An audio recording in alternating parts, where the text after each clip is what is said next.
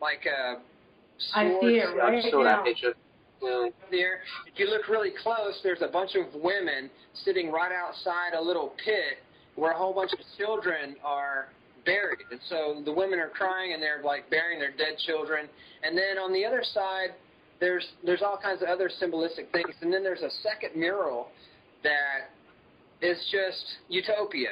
Everything is absolutely beautiful. There's all different kinds of people, races from all over the world. The picture, they're holding hands and everybody's happy. Well, the only reason that anybody can come up with that the government chose to have those two pictures put there is because Denver is center point between New York and California, and that's basically the heart of America. And it's not Chevrolet, it's Denver, Colorado. And they put this picture there to kind of paint a picture of what's going to happen in our future.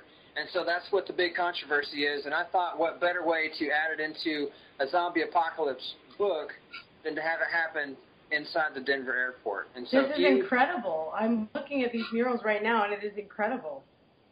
It's they're pretty fun, spectacular, I mean. It's scary, isn't it? There's little symbols inside there, little letters, little inscriptions that they're not English, they're not Arabic, they're not hieroglyphs. They're a new form of writing, or maybe it's an old form of writing. It could be. Yeah.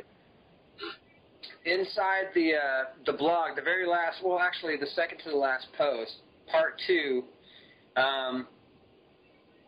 those inscriptions are carved inside this animal's face and body, and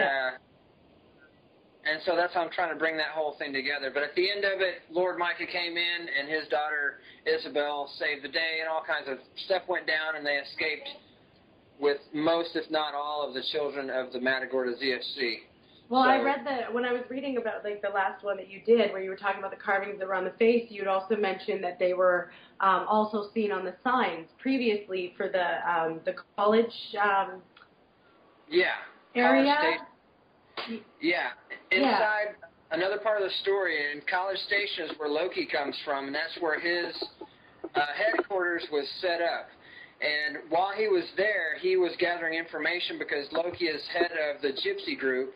And so anybody that doesn't know who the Gypsy Group inside EddieRotten.com is a group of people that have chosen to go completely rogue from the government or from any true ZFC, which is a zombie fight club or fight chapter, and they do their own thing. So they go put bags over zombies' heads so they can't fight back, and they take all their money, and that's how they fund all these different experiments and missions that they go on. They can fund anybody to do anything because there's more dead, zombified rich people than there is poor people, because rich people don't know what the deal is. Poor people have had to fight from day one. So there's lots of money out there for the taking. So these symbols, these are found in the murals at Denver Airport? Yeah, those are real symbols. Some people think that those symbols are the original form of letters. You're talking Aramaic. Is it Aramaic? It's called Aramaic. That's the original language, the original language of the gods. Before the Tower of Babel, before people were separated into different languages and different... Yes, Aramaic was the one. Okay. I lined it up with Aramaic. I lined it up with different hieroglyphs and different things. And the angelic language, although it's kind of similar to Aramaic, it's not exactly the same. I'd have to let me send you a link of what I found online. I have to go back to it in one of my files. But it's really interesting to look at. Well, inside the story, the streets of the College Station headquarters where Loki was, they had names on them, and those names were undercased with these different letters, these different type of letters. And that's how people got familiar, and people could write it and everything. So Loki and the Gypsy Group were trying to keep that writing. Sorry, mate. They're trying to keep that form of writing alive by putting it on their street signs so that it'd be familiar with everybody. Now, inside the story, Jig shows up, Well, everybody thinks it's Jig and all his people from the UK, and they just completely massacre everybody for information. So they go in and kill a whole bunch of people and take all the information from there. Well, later on in the story, we find out that it's not Jig at all. It's manipulation, it's facial manipulation technology that the military uses, which is true right now. Yes. You can look up online, you can look at the holographic images that the military is using. I think I even showed Jig the one. Yeah, I would have to look at that. That was fantastic. It's just unbelievable, isn't it? What they can do. It's like a It's like Mission Impossible style, like for real. Yeah. Do you know what? Have you seen the film A Scanner Darkly? Yes. Yeah. It reminds me of that. Like they wear a suit, don't they? Yes, they can exactly. be anybody and everybody. Right. That was the sort of thing that you were looking at. It was fantastic. It was so good. Yeah. Like camouflage and stuff like that, wasn't it? Oh, that was an awesome movie. Yeah. Big time. Yeah. Yeah, no, it makes sense. I believe in all that stuff, as corny and kooky as it is. That stuff makes my heart beat, and so I want to put it as much as I can into it in the story as I can. Absolutely. So, that to answer your question, that's a short form of what's going on in the story right now. And if you haven't read, there's 3 parts to the last part of EddieRotten.com right now as far as the escape from Colorado airport. There's some things that are unanswered and some things that people are like, what the crap is that? And I've already had a little bit of backlash because it kind of dives into another genre, mixing in with zombies. Mm-hmm. But I think it'll work out. Yeah, no, for fantastic. sure. I thoroughly enjoyed what I've read so far. I thought it was really good. It was weird to start off with, because the first time I read it, it was when you got called into work, and I was like, shit, I've got to do something. I can't just leave us. I thought, fuck it, what better than to get people up to date with all the posts. So I read the latest 2 posts, like through me mic and that, and I was going to relay them, like put them out there. I didn't get around to doing it in the end. But yeah, so that was the first time I read them, and I found myself, I was reading them out loud. I've got a bit here. Well, let's see if I can find it.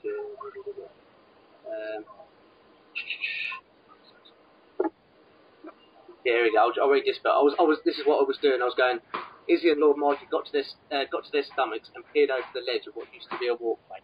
The light from below us was warm and grew brighter and brighter as they watched. The light revealed the room edge. And then I was realising I weren't actually reading because I was getting too into it. And I realised I'd just been reading 10 minutes worth of posts, and I have to be reading it out loud, have I? And I scrapped it in the end. It was really good, but yeah, it proper drew me in, and I was like, wow, and it makes you want to know what happens next, you know. Oh, for sure. It was a good tip. When you told me you would go like. Sorry, I first read when I first got the app, like you were saying in the last in your first podcast, how you started reading Zombie Life. And it was the exact same for me. I was looking on my phone for zombie apps, and I'm like, what's this Zombie Life thing? And I go to it, and there was like probably about 20 some odd stories, and I read them from beginning to end. And then I'm like, I need more. So I messaged Eddie, and I was like, hey, you keep writing this like right now, because I need to read more of it. Why don't I come down and kick your ass, hillbilly? That's it. I'll kick your ass, you hillbilly. Yeah, that was where I was at. And I'm like, you need to keep writing it. Like, you need to do more. You know? And then that's how. What's that? The posts, they really draw you in, don't they? Yeah, for sure. And it all started out, a lot more simple because it was just, him and his family. Like, it was just Eddie and his family and talking about, real world things with a zombie apocalypse. And then it went from that into this, epic story. Yeah, it's become so much more. Eddie, you are a genius. Isn't that how real life is, though, man? Real life is just like that, where you're watching the news about there's a hurricane somewhere. You're not sure where it is, and people are being asked to evacuate. Now, this has happened to me several times.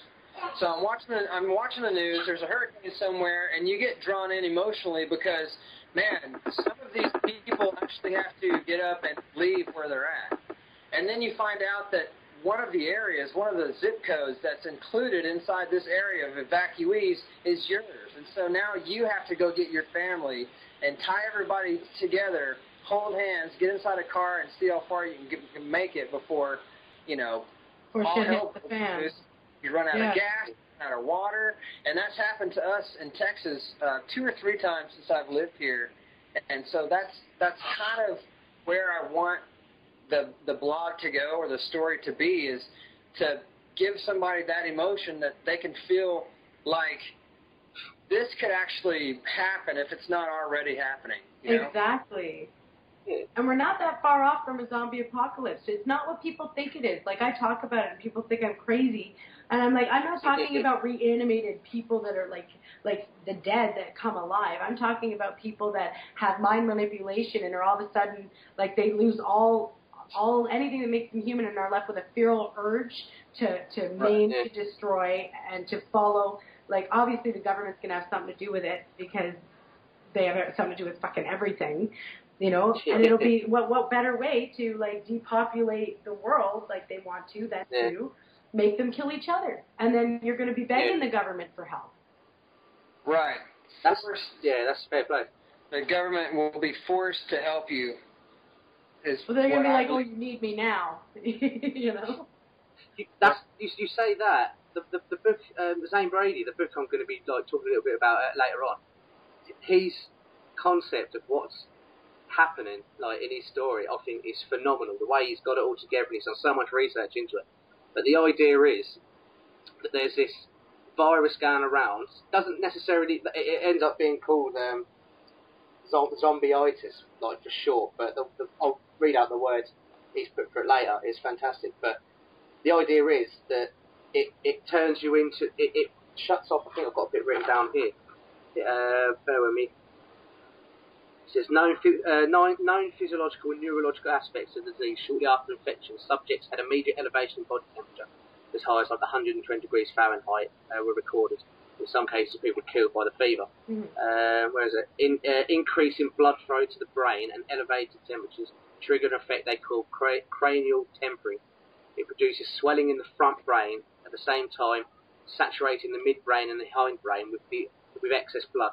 The disease shuts off the human portion of the brain and leaves the lower functioning parts and dormant animal portions to function properly. Yeah. That's basically how, and that's what makes them run around wanting to hurt each other, kill each other. It's a book called Aftereffects-Zombie Therapy. Did you say that was Sam Raimi that did it? No. It's just a book. It's by a gentleman called Zane Bradys. Oh, okay. Yeah. And he's on our Twitter. On Twitter.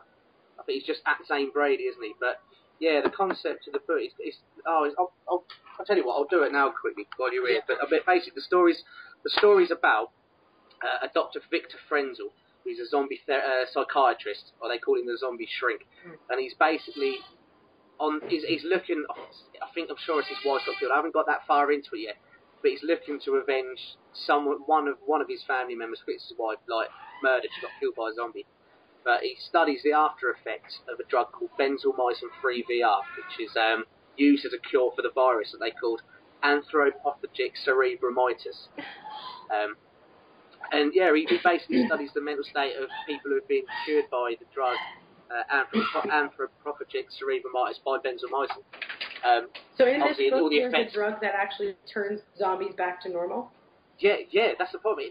They give people the drug, and it turns them. It brings all their brain functions back to normal. Okay. So they become normal, but they can remember everything they've done. Oh, fantastic! They can remember the people they've killed.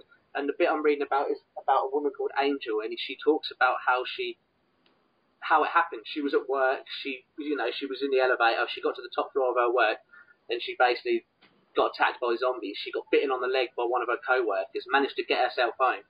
But she starts working up a fever, passes out, comes to a few hours later. But she's just got this, like, urge to find this something. She's not too sure what it is. Animal urge.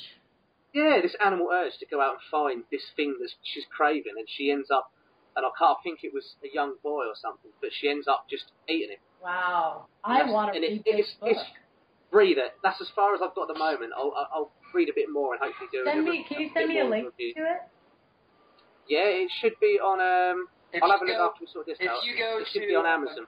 Yeah, if you go to Amazon, just look up Zane Bradys, or if you go to our Twitter, or even the Facebook that we have, Jig and Eddie on Facebook, you'll see things by Zane Bradys there, and there's just links from where that is. I'm gonna check that out. It's been Yeah, it's been a